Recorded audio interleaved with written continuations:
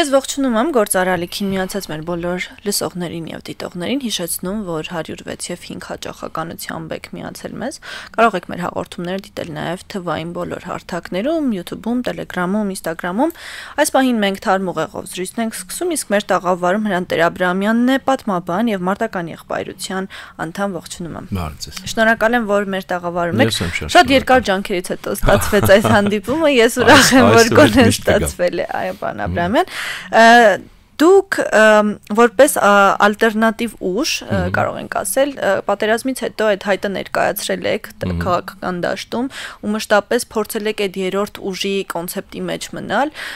ու 26 թվականի համար կարծես թե պայքարը դեռևս շարունակում է գնալ չնայած որ ռուսամետ, արևմտամետ այդ խոսույթները շարունակում են լինել ու մարդիկ դեռևս չեն կարողանում կողմնորոշել թե որ կողմ գնալ իրականում այդ ալտերնատիվը որ դուք առաջարկում եք ինչ է այն ներկայացնում Երկու ճշտում անենք, այդ երրորդ ուժ տերմինից մենք խոսափում ենք, որտեղ երրորդ ուժ չի պետք Հայաստանին առաջին ուժ է պետք,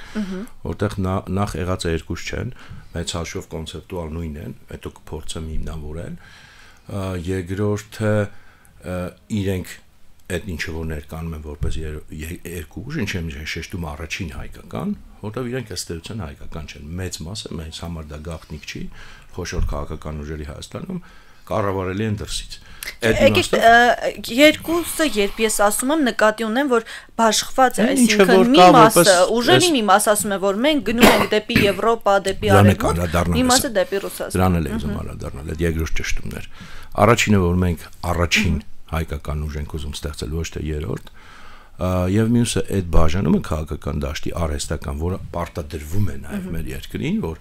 ըստ արտաքին կողմնորոշումների դա նույնպես ոչ միայն շատ վտանգավոր է դա երկրի անվտանգության խնդիր է քաղաքական դաշտը չպետք է բաժանվի ըստ արտաքին կողմնորոշումների մենք ասում ենք որ քաղաքական դաշտը եւ քաղաքական ուժերը պետք է լինեն հայաստանակենտրոն ոչ թե ռուսամետ եւ արևմտամետ այլ կրկնում եմ սա փորձում է մեզ պարտադրվել եւ նաեւ այդ փիլիսոփայությունը որ դու կարող ես քո խնդիրները լուծել արտաքին ուժերի վրա հենվելով եւ որ նորմալ է նույնիսկ նորմալացում է որ դու հենց դա չես էլ թաքցնում Այլ բան է, պարզ է արտաքին քաղաքականություն, արտաքին հարաբերություններ, սա լրիվ այլ խնդիր է, բայց սկզբունքորեն պետք է լինի Հայաստանակենտրոն։ Եվ մենք այդ հայտն ենք ուզում ներկայացնել, լինել ոչ միայն Հայաստանակենտրոն քաղաքական ուժ, այլև հեռանկարում հենց քաղաքական դաշտը իր բոլոր բաժանումներով պետք է լինի Հայաստանակենտրոն։ Իսկ մետները պետք է պարզապես մարգինալիզացվեն։ Հիմա ինչ վերաբերում է այլընտրանքին, այլընտրանքը պետք է լինի իրական այլընտրանքը պետք է ուրեմն եւ գաղափարական եւ քաղաքական ծրագրային եւ գործողությունների առումով եւ կազմակերպչական ռեալ այլընտրանք ներկայացնի այսօրվա կուրսին, որը չկա, որտեղ եթե մենք խորանում նայում ենք, ինչն է խնդիրը այդ այսպես կոչված երկբևեռի բանի, հա, շատ իրար սուր, այսպես ասած, հայոյանքներով, չգիտեմ, լուտանքներով, որը թաքցում է, որ իրական տարբերություն չկա, եկեք նայենք։ Ինչ են ըստ էության ասում։ Նոյեմբերի 9-ը բոլորին միավորում է։ Նոյեմբերի 9-ի այդ պայմանագիրը հայտարարագիր է իրական դրանից դուրս գալու մասին ոչ ոք չի խոսում բոլորը միավորված են այդ կոնսենսուսով բոլորը ընդունում են Հայաստանի պարտությունը որպես փաստ ելնում են այդ պարտությունից եւ պարտության գաղափարախոսությունից ոչ ոք չի ասում որ ելքը իրավիճակից հստակ չի ասում են որ այո մենք չգիտեմ խաղաղության պայմանագիրը ունի խնդիրներ եւ այլն ճշմարտությունը ժողովրդին չի ասում որ այս իրավիճակից հնարավոր չի ելք Եթե հայ ժողովուրդը նորից չվերածվի ուժային գործոնի, այսինքն այս ամբողջ process-ը ոչ թե Նիկոլին փոխենք, որ գանք Իրանից ավելի լավ բանակցենք, չկա նման բան, ավելի լավ բանակցելով չի լուծվում այս հարցը, եթե դու նորից ուժային գործոնի չես վերածում, եթե քո դիմացի ուժերը բոլոր չեն հասկանում, որ ուժին դու կարող ես ուժով պատասխանել, խոսքը սրա մասին է, ուժային գործոն, որ ասում եք, որտեղ մարդիկ մեկ հասկանում են, ասում են, դե վաղը հարձակվելու եք Ադրբեջանի վրա, ոչ, խոսքը նրա մասին է, դու ուժին ուժով կարող ես պատասխանել։ Այս իրավիճակից ելք չկա։ Եվ այսպես կետերով երբ որ մենք գնում ենք տարբեր օրինակներով, օրինակ նույն սահմանազատումը, չէ, անցյալ տարի որ այսպես կոչված։ Դե ասում են մենք դեմ ենք անօրինական օրինակ սահմանազատման։ Ինչ անօրինական։ Խի օրինականը որն է դրա։ Այսինքն սկզբունքորեն դու երբ որ հարցը դնում ես, դու ասում ես սահմանազատում ընդհանրապես չի կարող լինել եւ չի եղել, քանի դեռ խաղաղության ռեալ process չկա։ Սրանից պետք է սկսել։ Սահմանազատման մասին ընդհանրապես խոսակցություն մի օր եթե նույնիսկ լինի, դա պետք է լինի ռեալ խաղաղության process-ի մաս եւ հետեւի արդեն Մեզ մոտ հակառակն է գնում, կարծես թե մենք հետևից ենք գնում դեպի սկիզբ, այսինքն գործողությունների հերթականության խախտում է նկատվում։ Դուք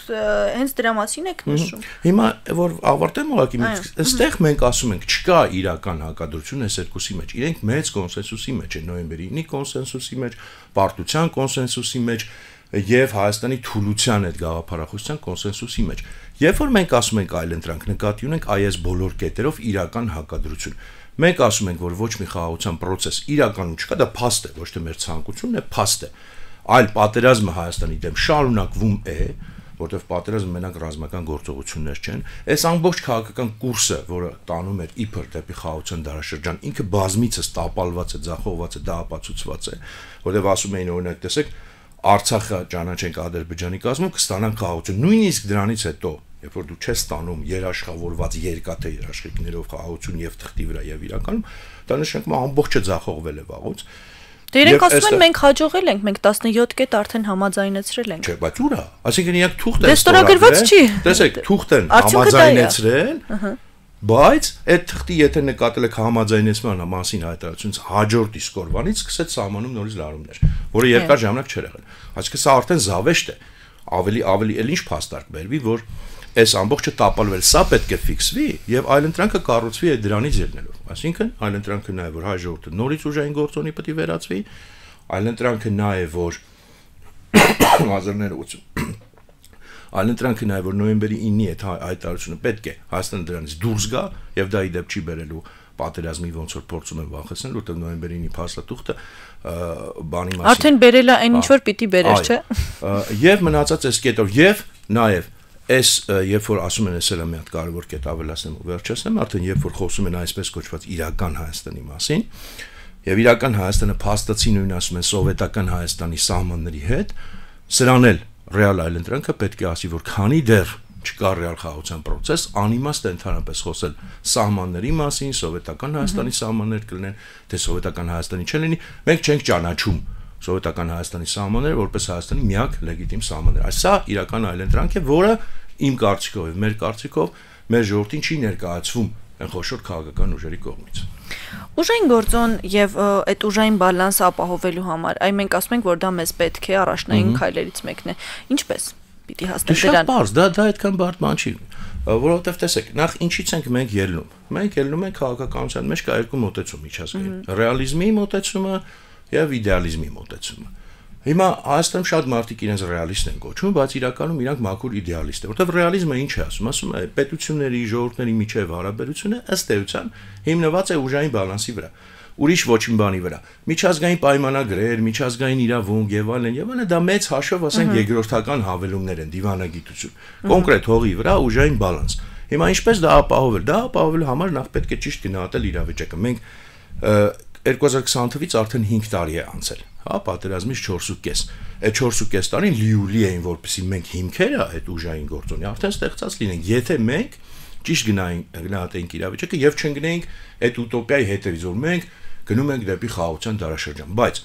կորցել ենք 4.5 տարին, հիմա էլ այսօրվանից էլ դա հնարավոր է անել։ Նախ եւ առաջ իհարկե խոսքը պաշտպանության ոլորտի արմատական բարեփոխման մասին է, ոչ միայն պաշտպանության ոլորտի, բայց սկիզբը բարձր պաշտպանության ոլորտից պետք է լինի, որտեղ հարցը ուժային հարցը նախ եւ առաջ այդտեղ է։ Միայն այդտեղ չի շեշտեմ, բայց առաջին հերթին այդտեղ։ Հիմա երբ որ ասում ենք արմատական բարեփոխումն, դա ասում են տեսեք բան ենք անում, մենք զենքը առնում ենք, չգիտեմ, բունկերները կառուցում ենք, չէ, դրա մասին չի խոսքը։ Զենք առնելը այդ իրական բարեփոխման մեջ արմատական 5-րդ, 6-րդ տեղում պետք է դու պիտի փիլիսոփայությունը ամբողջ փոխես պաշտպանության ելնելով այն պատերազմի արդյունքից, որը դու ունեցար, ինչպես դու պարտվեցիր, ինչու դու պարտվեցիր։ Ըստ էության դու վերցրել ես մի հատ մոդել, որը քոնը չէր, քո բնական պայմաններին համապատասխան։ Փորձում եք կիրառել քո երկրում։ Փորձում եք կիրառել, թուրքը գոդեմ կիրառեց այն, ինչ որ հայը բնականից պետք է կիրառեր, փոքր խմբեր, դիվերսիոն գործողություններ եւ այլն, թուրքը չի հաղթել մեծ տեխնիկայով, երբ որ ասում են իրանք մեզանից շատ են, շատով չեն հաղթել։ Շուշին քանի հոգով են վերցրել, գրավել։ Տեխնիկա չի մասնակցել այդտեղ եւ այլն, այսինքն դու պետք է համապատասխան դրա ամբողջությամբ քո փիլիսոփայությունը պաշտպանության փոխես։ Կառուցես լրիվ ուրիշ ձևի մոդելի բանակ, որը քո փորձից է բխում, քո սեփական եւ փորձից եւ աշխարհագրությունից եւ դեմոգրաֆիայից եւ պատմությունից եւ ամեն ինչից։ Այդ մոդելի մասին մենք կարող ենք շատ մանրամասն խոսալ, ես չեմ ուզում հիմա ուղղակի ժամանակը բանանալ, մենք ներկայացնելու ենք մեկ ավելի մանրամասն դա նաև, եւ արդեն դա կլինի առաջին քայլը, որպեսզի դու կարողանաս ուժին ուժով պատասխանել։ 4.5 տարին լիովին բավական։ Դրանից հետո նոր դու պետք է մտածես ինչ զենքեր ես անում, որտեղ զենքը դու առնում ես ըստ քո մոդելի, ըստ քո ստրատեգիայի, ըստ քո տակտիկայի, չկա աշխարհում ունիվերսալ զենք։ Մյուսը այս կարևոր մասը այս բանի, այս ոլորտի Հայաստանը հնարավոր չի պաշտպանել пассив պաշտպանությամբ, այսինքն եթե դու պատկերացնում ես, որ դու քո սարերում sense կամրացնես բունկերներ կկառուցես ու կսպասես, երբ որ թուրքը քո վրա հարձակվի, դու էլ հերոսաբար պաշտպանես, դու արդեն պարտվել ես։ Հայաստանի պայմաններում, երբ որ լայն չկա տարածքի, հատկապես հարավային մասում, Վայոց ձոր Սյունիքի մասում, շատ նեղ տարածքներ են։ Բազմաթիվ լեռնային ճանապարհներ, կածաններ, որոնցով կարելի է շրջանցել պարզապես այդ բունկերները։ Նույնը մենակ այդտեղ չունեք Տավուշում են անտառային շրջանը։ Հսկողություն լիարժեքորեն չկա։ Այսինքն դու պետք է հասկանաս, Հայաստանը հնարավոր է պաշտպանել միայն ակտիվ պաշտպանությամբ։ Ինչ է նշանակում ակտիվ պաշտպանություն։ Դա նշանակում է կանխարգելիչ հարվածներ, օրինակ։ Երբ դու չես սպասում, երբ որ քո վրա հարձակում, երբ որ դու տեսնում ես, որ ռեալ է վտանգը եւ ինքը քո վրա պետք է կուտակումներ, չգիտեմ, հարձակում է եւ այլն, դու առաջի հարվածը պետք է հասնես։ Կռիվը դու պետք է տեղափոխես թշնամու տարածք, այլ տարբերակ չկա։ Հիմա երբ որ sense բաներ ասում են, դու մարդիկ վախենում են, ինչ են ասում։ Ասում պատերազմ են հրահարում, չէ՞։ Բայց իրականում սա թույլի գործիքն է, հասկացեք։ Թույլի զենքը էտա պրևենտիվ հարվածներ, սա ուժեղինը չի։ Հենց թույլի ավելի խոցելի զենքն է պրևենտիվ հարվածներ, թշնամու տարածք պատերազմ տեղափոխել եւ 90-ականին մենք այդպես հաղթեցինք։ Ինչպես մենք Լեռնային Ղարաբաղի այդ բուն լղիմ տարածքից դուրս եկանք այդ տարածքները ազատագրված եւ այդպես ապահովեց հաղթանակը, այսինքն թշնամու տարածք տեղափոխեցինք պատերազմը։ Սա մեր միակ շանսն է։ Այս փիլիսոփայությունը եթե փոխվի, բնականաբար այդտեղ մենակ ռազմականը չէ, այդտեղ ամբողջ մի քաղաքական փիլիսոփայություն պետք է փոխես, մոտեցումը պետք է փոխես, հոգեբանությունը պետք է փոխես, որ սրան հասնես։ Բայց ճանապարհը կա։ Եվ ելեմ ասում, դա երկար շատ ճանապարհ չի, իհարկե երկար է, որ դու կատարային հասնես։ Բայց ես էլ ասեմ, այսինքն դու Նաև պետք է նպատակը ձևակերպես, ինչ ձևի պատերազմ է քեզ օրինակ սպասում։ Դա լայնամասշտաբ 44 օրյա տիպի պատերազմ չի, դա լոկալ գործողություններ են։ Դու լոկալ գործողություններում պետք է ցույց տաս, որ դու ի վիճակի ես պաշտպանել քո տարածքը, որպեսզի քո հետ անվերջ չխոսան վերջնագրով, եթե դու դա չես ցույց տալիս, սա անվերջ է տևելու։ Անվերջ պահանջներ են լինելու, այդ պահանջների ցանկն էլ կա։ Մենակ այս երկուսը չի սահմանադրություն փոխել Մինսկի խումբ, էլի կան։ Դրանք ավելանալու են։ Անվերջ են դրանք հիմա էլ կան։ Չես դուրս գալու դրս իրավիճակից, միակ ռեալիստական ելքը, որպեսզի դու նորից ուժով կարողանաս ուժին պատասխանել, չկա ուրիշ տարբերակ։ Այսօրվա իշխանությունները ասում են, որ պետք չի ամեն դեպքում անընդհատ խոսել պատերազմի մասին, մենք փորձում ենք ամեն ինչ անել, որ թե մեզ համար խաղաղ լինի եւ թե տարածաշրջանի համար եւ մենք ջանք ենք գործադրում այդ իմաստով, փորձում ենք խաղաղասերի տպավորություն թողնել թե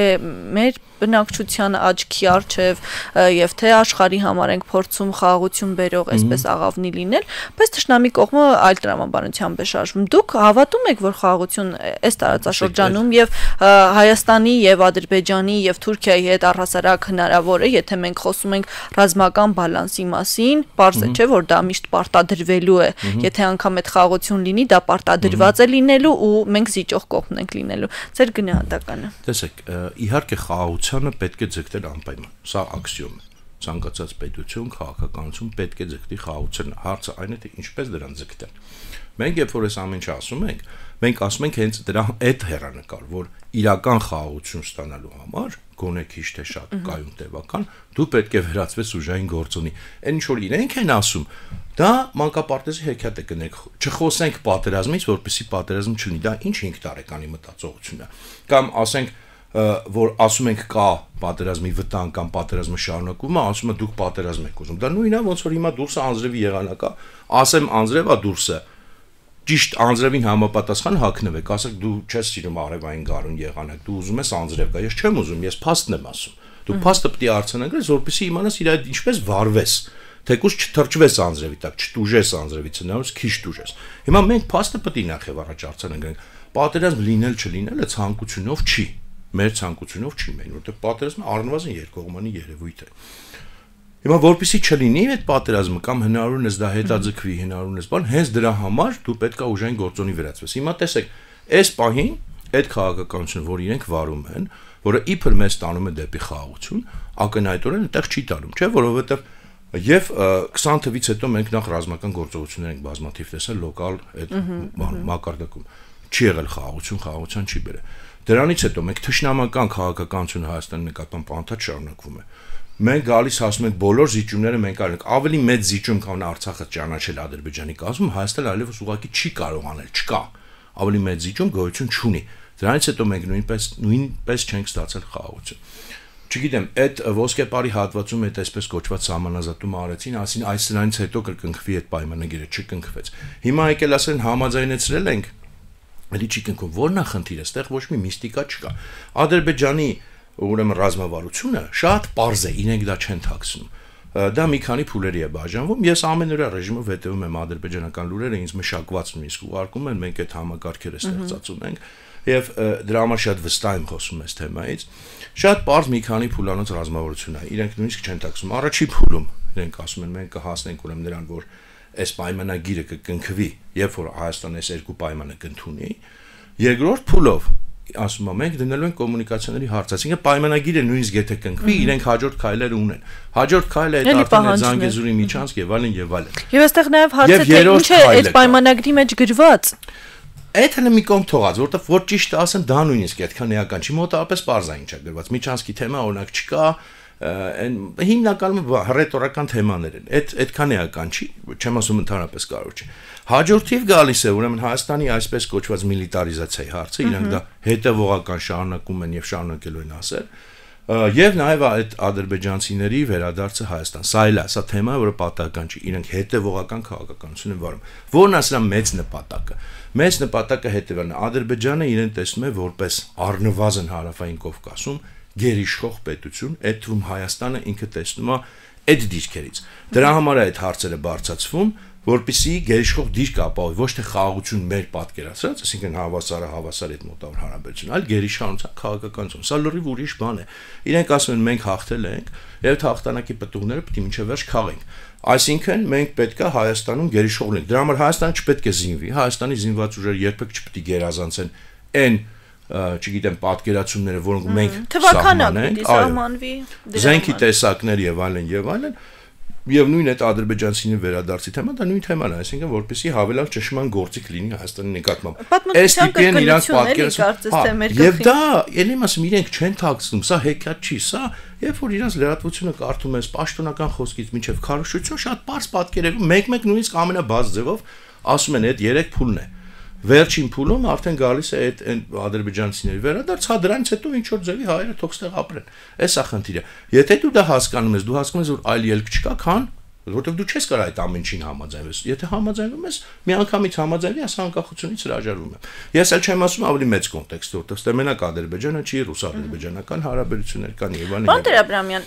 իրականում Ադրբեջանը ուզում է հարցերը լուծել պատերազմի միջոցով, թե ուզում է լուծել այլ տարբերակներ, ինչպես որ այսօր է անում, որովհետև կարծես թե եթե պատկերացնում ենք իրենց զինվածությունը ու այն բյուջեն, որ ամեն տարի իրենք ավելացնում են ռազմական,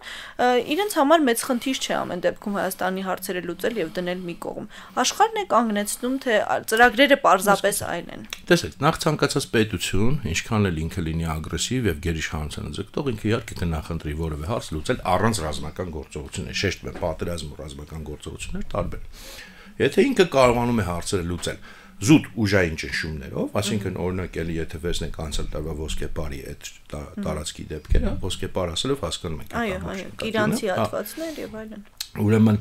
իրենք ըստ էության ուժային վերջնագիր տվեցին մեզ, որտեվ վարչապետը երկրի մեր բաց տեքստով ասած չի, եթե այս հարցում մենք չանենք, այս ինչքան էլ կլինի պատերազմ։ Դա ինչ է նշանակում։ Դա շանտաժ է, դա հաստատ խաղաղության process չի, դա հաստատ սահմանազատում չի։ Սահմանազատումը այն է, երբ որ երկու պետությունները խաղաղ նորմալ պայմանավորվում են, շատ երկար բանակցում են եւ այլն։ Երբ որ սա ըստ էության ուժային վերջնագիր է կամ տալիս ես կամ պատերազմ, դա նույնպես ուրեմն ըստ պատերազմի այլ ձև է, որովհետեւ դու էլ իմաստ չկա որ դու կարակես, մեկը տալիս է, ուղղակի վախացնելով եւ իրանք հա ինչքանի որ կարող են,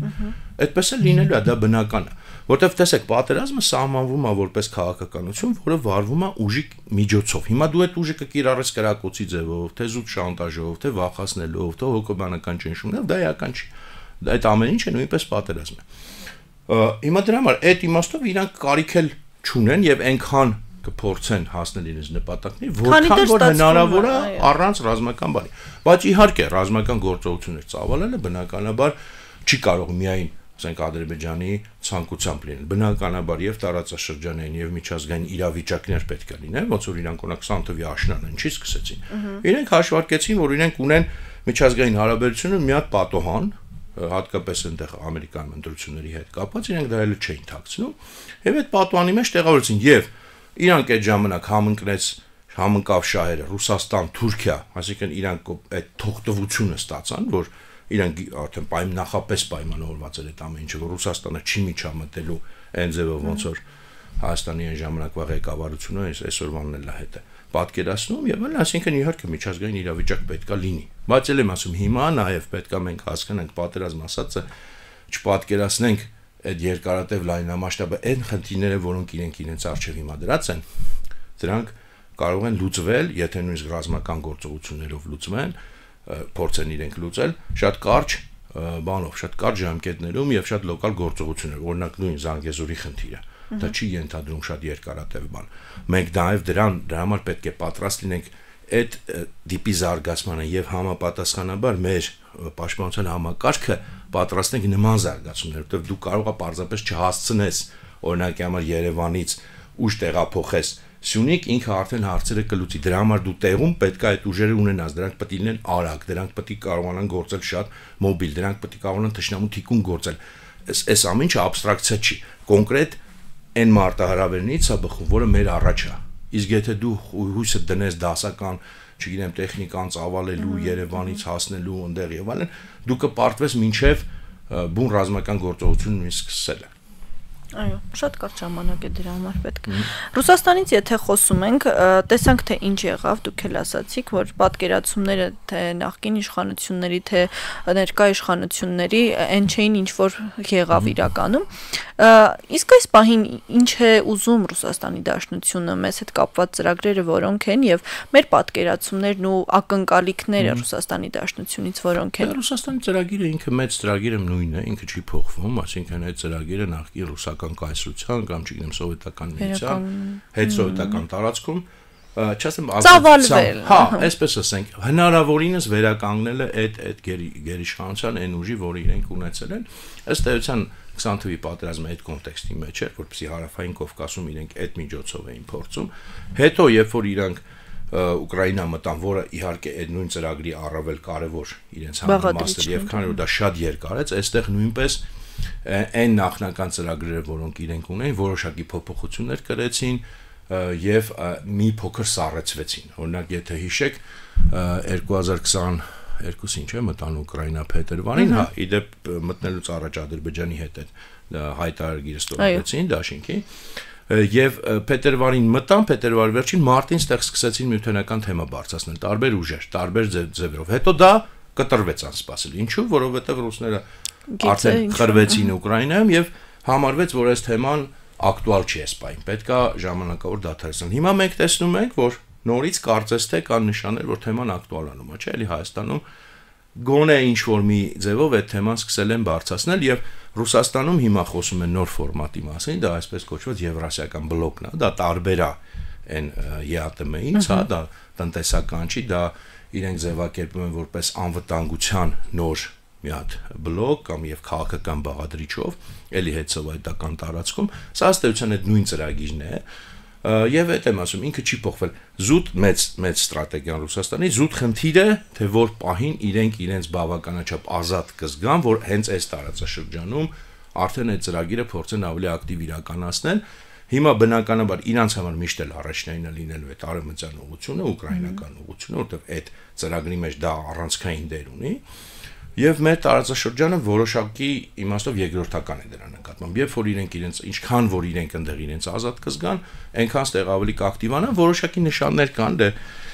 ասում են, որ փոխվել է նաև այսպես ասած կուրացիան, անցել է Կիրիենկոյի մեր տարածաշրջանի, Վրաստանի նկատմամբ եւ Վրաստանի հետ կապված կան էլի փոփոխություններ, որտեղ հիմա Վրաստանը ընկալում են որպես ավելի իրենց գծի մեջ։ Այո, այո։ Եվ Ադրբեջանն էլ Վրաստանի նկատմամբ այսպես հովանավորչական դիրքերից է սկսել ավելի ակնհայտ խոսալ, նույն Ալիևի մակարդակով, ընդերից է շնորհակալություն են ասում, այսինքն այս մի հատ մեծ համակարգի մաս է։ Ադրբեջանի դիրքորոշումը շատ կարևոր է այստեղ,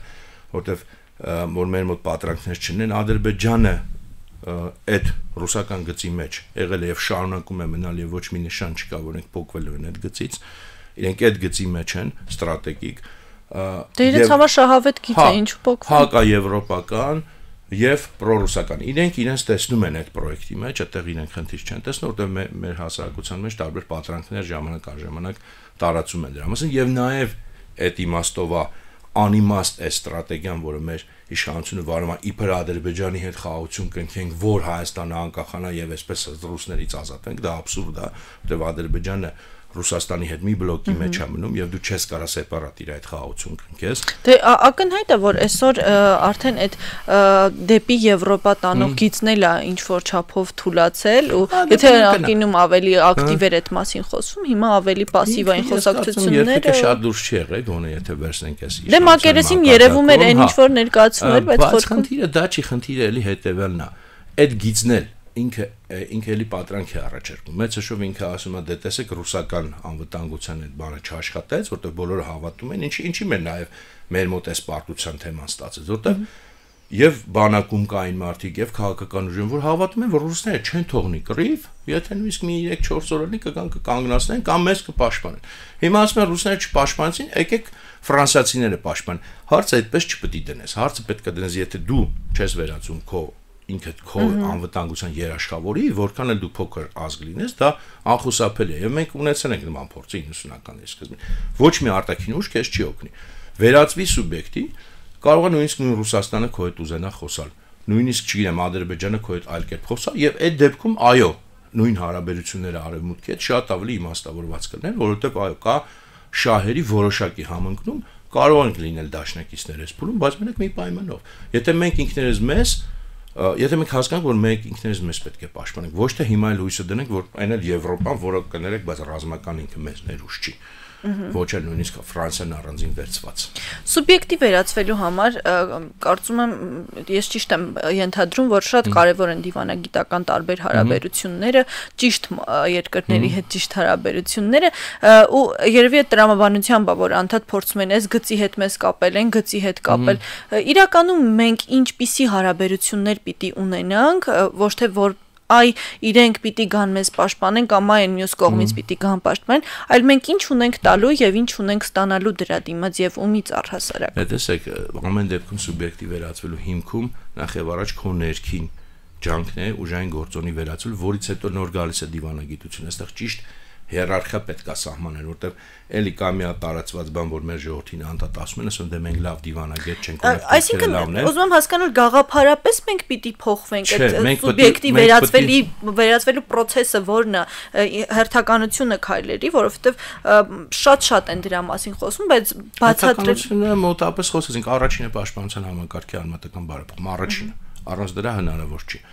Երբ որ դու ռեալ հողի վրա կապացուցես, որ դու ուժին կարող ես ուժով պատասխանել։ Դրանից հետո, դրան զուգահեռ իհարկե ոչ միայն պաշտպանության ոլորտում, ընդհանրապես այդ ծրագիրն էլ մենք ունենք,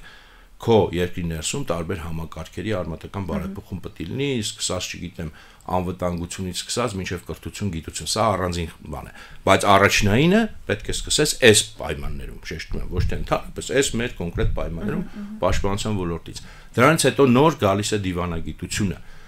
Զուգահեռ են գնում, բայց դիվանագիտությունը կառուցվում է դրա վրա։ Ցանկացած այդ մենակ Հայաստանին չի վերաբերում։ Չկա աշխարհում պատմության մեջ որևէ դեպք, որտեղ դիվանագիտությունը ինքն իրանով առանց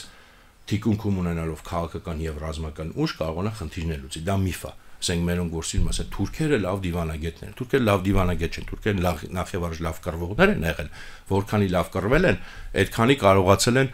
դիվանագիտության միջոցով մի քիչ էլ ավելացնել։ Վաճառել իրենց կրվածը։ Բայց մի քիչ ավելացնել, ոչ թե շատ։ Ոչ ոք այս աշխարհում չի կարող, բայց մյուս կողմից կա շահերի օբյեկտիվ համընկնում։ Հիմա տեսեք նույն արևմտյան տերությունները, այդ ինչի հանկարծական հասան Հայաստան։ Ինչն է իրենց Հայաստանում հետաքրքրել, որտեղ իրենք օբյեկտիվորեն ի տարբերություն մեզ տեսան, թե այս պատերազմը 20 թվի ինքը միայն Ադրբեջանի դեմ չէր։ Եթե միայն Ադրբեջանի խնդիրն էր, ոչ ոք այստեղ չէր գալու մեզնով հետաքրքրվել կամ մեզ զենք տար։ Իրենք հասկացան, որ այստեղ կա այդ ռուսական կայսրության վերադարձի խնդիր եւ դրան դիմակայելու խնդիր։ Եվ ոնց որ ավանսով այդ բանը կա, նույնը ասենք Պարսկաստանի դեպքում, ինչի է հանկարծ Պարսկաստանը բանանում։ Մեծ հաշվով նույն այդ Միչանսկի թեման, եթե չի իրականացել, երկու պետություն կա։ Ամերիկայի դիրքորոշումներ կարևոր եւ Պարսկաստանի։ Երկու իրար հակադիր ուժեր, բայց այս հարցում նույն բանը ունեն, որտեղ դա ռուսական, ռուս-թուրքական ծրագիր է։ Ինչ չեմ շեշտում, որտեղ մինչև հիմա մեր ժողովրդին հակառակ բոլոր ակնհայտ փաստերի փորձում են այնպես ներկայացնել, որ Ռուսաստանը ստեղ ոչ միայն կապ չունի, այլև Ռուսաստանն է խանգարել, որ զանգիսունը միջեջ չբացվի։ Ուղղակի չգիտեմ, ինչ ասեմ նման տեսակետին, որտեղ լրիվ արդեն փաստերին հակառակ է։ Այսինքն օբյեկտիվ համընկում կա տարբեր, տեսեք Հնդկաստանը նույն։ Օբյեկտիվ շահերի համընկում կա։ Մնում է դու իրավիճակը օգտագործես, վերածվես իրոք ուժային գործոնի, եւ դրանից հետո հասկանում եք, ասենք, հիմա այնպես է ներկայացում, կարող ես Ադրբեջանը ես իմ ինչ անիշ, Չինաստանն է, թե ասենք Ինչ մի գերտերություն է, որին մենք չենք կարող պաշտպանվել, որից չենք կարող, լավ չեմ ասում մնացածը, զուտ պաշտպանվել։ Դա անհնար է, եթե Հայաստանը չի կարող ինքն իրեն պաշտպանել Ադրբեջանից, ուրեմն Հայաստան պետություն գոյություն չունի։ Բայց ումից կարա պաշտպանի, Մոնակոից եւ Անդորրայից, Լիխտենշտայնից։ Ադրբեջանից պետք է կարողանա, տեսեք, չեմ ասում Թուրքիայից։ Թուրքիայի խնդիրը առանձին է, Թուրքիայից ռազմական իմաստով մենք չենք կարող Թուրքիայից մրցել։ Դա ակնհայտ է։ Բայց Ադրբեջանը մեր կլասի պետություն է, կապ չունի այդ, ասենք, որոշակի տարբերությունները տնտեսական։ Մեր կլասն է։ Եթե մենք նույնիսկ Ադրբեջանից չենք կարող մեզ պաշտպանել, սուտ է, ուրեմն ինքնիշխան պետություն չկա։ Ինքնիշխան պետությունը սկսվում է նրանից, որ ինքը կարողանում է իր քաղաքացիների անվտանգությունը ապահովել։ Շնորհակալ եմ, պարոն Աբրահամյան։ Ես եմ շարժվում։ Մեզ լսողներին եւ դիտողներին հիշեցնեմ, որ Թարմուղեղով իմ զրուցակիցը պատմաբան եւ մարտական եղբայրության անդամ Հրանտ Տեր Աբրահամյանն էր, իսկ ձեզ համար Մոնիկա Մամյանն էր աշխատում։ Շարունակեք հետեւել Գործար ալիքին, լսել Թարմուղեղով զրույցները, իսկ մենք կհանդիպենք